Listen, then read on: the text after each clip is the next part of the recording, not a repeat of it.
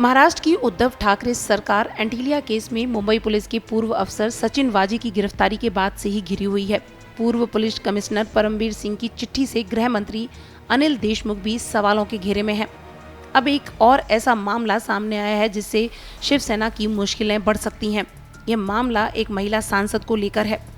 दरअसल महाराष्ट्र की अमरावती लोकसभा सीट से निर्दलीय सांसद नवनीत रवि राणा ने लोकसभा स्पीकर ओम बिरला को एक चिट्ठी लिखी है। चिट्ठी में उन्होंने शिवसेना पर गंभीर आरोप लगाए हैं। उन्होंने शिवसेना सांसद अरविंद सावंत पर उन्हें धमकी देने का आरोप लगाया है। नवनीत का कहना है कि संसद में उन्होंने ठाकरे सरकार पर सवाल उठाए थे, जिसके बाद से अरविंद सावंत ने उन्हें जेल में डालने की धमकी दी है। हालांकि अरविंद सावंत ने अपने ऊपर लगे इन आरोपों को झूठा बताया है। गौरतलब है कि नवनीत पहले भी ऐसे आरोप लगाती रही हैं कि शिवसेना के खिलाफ संसद में बोलने पर उन्हें धमकी भरे लेटर मिले हैं। गौरतलब है कि इस साल फरवरी में नवनीत ने शिकायत दर्ज कराई थी कि किसी ने नॉर्थ एवेन्यू स्थित उनके फ्लैट पर धमकी भरा पत्र छोड़ा।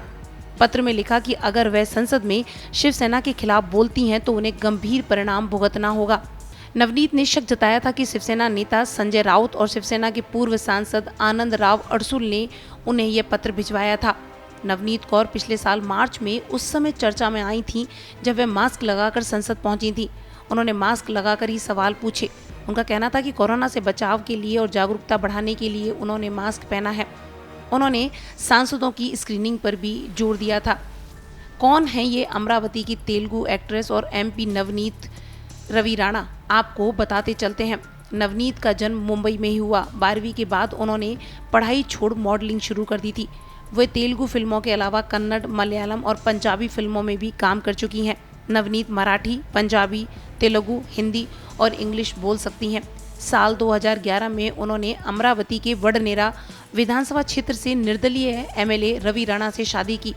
उनकी यह शादी भी चर्चा में रही थी क्योंकि उनके साथ 3720 जोड़ों ने सामूहिक विवाह में हिस्सा लिया था।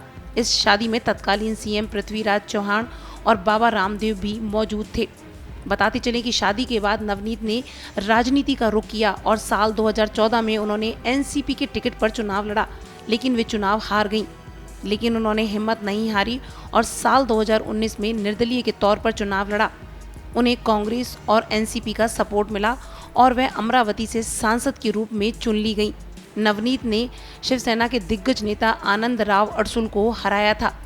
गौरतलब है कि नवनीत अपनी खूबसूरती के लिए भी जानी जाती हैं।